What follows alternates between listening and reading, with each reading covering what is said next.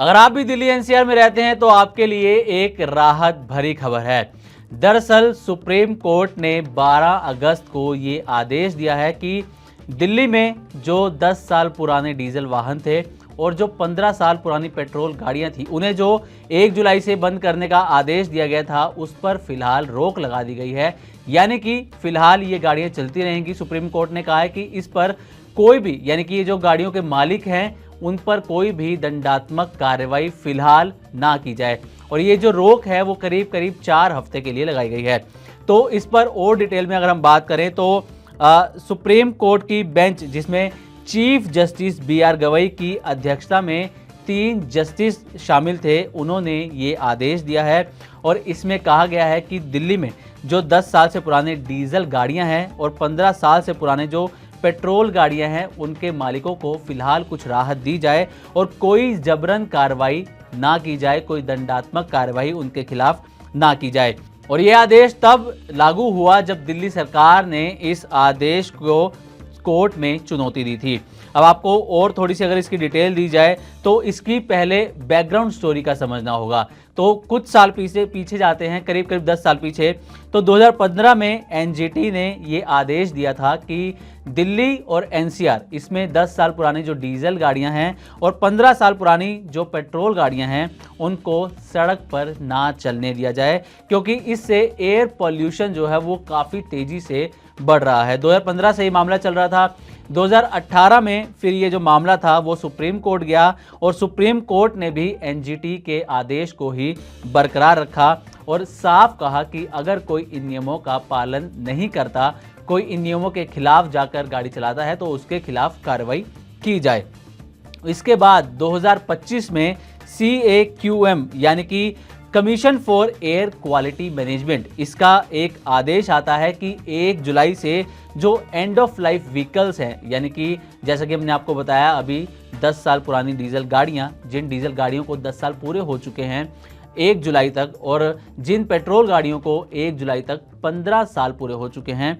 उनको पेट्रोल ना दिया जाए, उनको डीजल ना दिया जाए और उनके खिलाफ सख्त कार्रवाई 1 जुलाई से करने का आदेश था। और 1 जुलाई से हुआ ये कि जो पेट्रोल पंप थे उन पर ANPR कैमरे लगा दिए गए, यहाँ पर गाड़ियों की पहचान की जाती थी और उसके बाद जो एनफोर्समेंट की टीम थी वो इन गाड़ियों को, यानी कि जिनका टाइम पूरा हो चुका है, एंड ऑफ लाइफ व्हीकल्स हैं, उन पर उन्होंने कार्रवाई की और इन गाड़ियों की पहचान करके उनको जब्त करना शुरू किया। खबरें ये भी आ रही थी कि सिर्फ पेट्रोल पंप से नहीं, बल्कि गलियों में, किसी की पार्किंग में, कहीं सड़कों पर अगर 10 साल पुरानी डीजल गाड़ियां या 15 साल पुरानी पेट्रोल गाड़ियां खड़ी थी तो उन पर कार्रवाई की गई और उन गाड़ियों को उठाकर वहां से जब्त कर लिया गया। हालांकि दिल्ली सरकार और जो पब्लिक थी, उन दोनों में इस पाबंदी के खिलाफ जो है आपत्ति जताई थी और इसके बाद जो है ये मामला कोर्ट तक भी गया और अब सुप्रीम कोर्ट ने इस पर फैसला सुनाया है। तो सुप्रीम कोर्ट के फैसले की एक बार फिर से बात कर लेते हैं। 12 अगस्त यानी कि आज ही सुप्रीम कोर्ट का फैसला आया, जिसमें सुप्रीम कोर्ट ने अपना रुख बदलते हुए ये कहा कि किसी भी वाहन मालिक के खिलाफ जबरन कानूनी कार्रवाई ना की जाए, दंडात्मक कार्रवाई ना की जाए, चाहे उनका वाहन जो है वो अपनी उम्र से ज़्यादा हो चुका हो, यानी कि पेट्रोल गाड़ियां 15 साल पूरी कर चुकी हों, डीजल गाड़ियां 10 साल पूरी कर चुकी हों, उनके मालिकों के खिलाफ कोई भी अभी बड़ा एक्शन ना लिया जाए, सख्त कानूनी कार्रवाई ना की जाए, दंडात्मक एक्शन ना लिया जाए। कोर्ट ने दिल्ली सरकार को भी नोटिस जारी किया है और 4 हफ्ते के अंदर इससे संबंधित जवाब मांगा है और तब तक कोई भी एक्शन लेने के लिए नहीं कहा है। अब आते हैं कि इस मामले का महत्व क्या है और आगे फ्यूचर में क्या कुछ हो सकता है।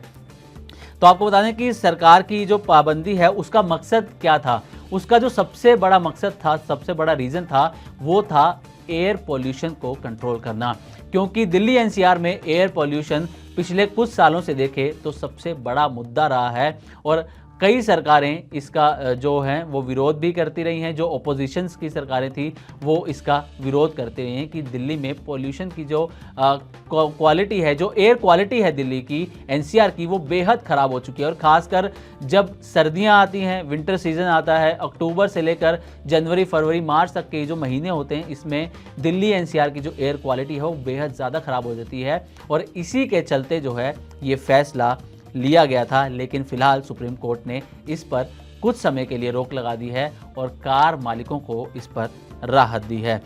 तो अब देखना यह होगा कि आखिर सुप्रीम कोर्ट की तरफ से जो फिलहाल ये राहत दी गई है, क्या ये लंबे समय तक जारी रहती है या फिर जल्द ही इसके खिलाफ कोई नया एक्शन भी लिया जाएगा। तो उम्मीद करते हैं कि हमारी तरफ से दी गई जानकारी आपको अच्छी लगी होगी। इसी तरह की और भी वीडियोस के लिए देखते रहे मनी9 और सब्सक्राइब करें हमारा चैनल। साथ ही बिजनेस और पर्सनल फाइनेंस से जुड़ी तमाम खबरों को आप हमारी वेबसाइट money9live.com पे भी पढ़ सकते हैं।